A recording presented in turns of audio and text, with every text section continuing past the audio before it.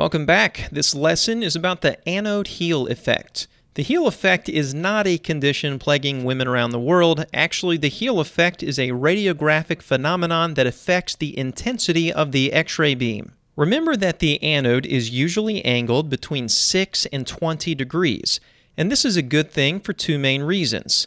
The anode angle actually increases the surface area of the focal spot, which increases the ability of the anode to absorb heat. Additionally, the angle helps to decrease the effective focal spot size and therefore increases the spatial resolution of the radiograph. Unfortunately, the angled anode does have one negative consequence. The angle of the anode causes a variation of the beam's intensity across the X-ray field. Specifically, there are fewer X-ray photons on the anode side of the beam compared to the cathode side of the beam. So we would say that the cathode side has the higher intensity and the anode side has the lower intensity. So why does this actually happen? Remember that X-ray photons are actually created throughout the anode and not just on the surface. Some of the photons are created deep in the anode and they get absorbed within the anode heel. As a result, the X-ray beam has fewer photons on the anode side compared to the cathode side. And that's really the definition of the anode heel effect: decreased X-ray beam intensity on the anode side of the beam. Fortunately, the anode heel effect isn't all bad. In fact, if you understand the heel effect, you can actually use it to your advantage. For example, when performing an abdominal X-ray, the upper abdomen is less dense than the lower abdomen because the lower abdomen includes the very dense pelvic bone. If we purposefully place the anode side of the beam over the upper abdomen and the cathode side over the lower abdomen, this allows for a more even exposure to the receptor. The high-intensity cathode portion of the beam is placed over the densest portion of the patient, and the low-intensity anode side of the beam is placed over the least dense portion of the patient. A few variables can actually change the extent of the anode heel effect. In other words, the change in beam intensity across the beam isn't always the same. And here's one example. Decreasing the anode angle, in other words, making it steeper or smaller, increases the anode heel effect. This is because more X-rays get absorbed in the anode and the beam intensity on the anode side decreases.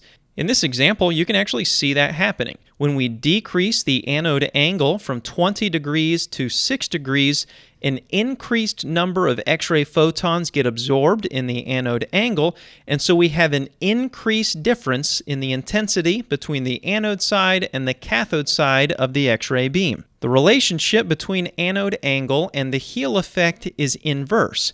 That means as the anode angle decreases, the anode heel effect will increase. In other words, there'll be an increased difference in the intensity across the X-ray beam. Changes in SID also affect the extent of the anode heel effect. Decreasing or shortening the SID increases the heel effect.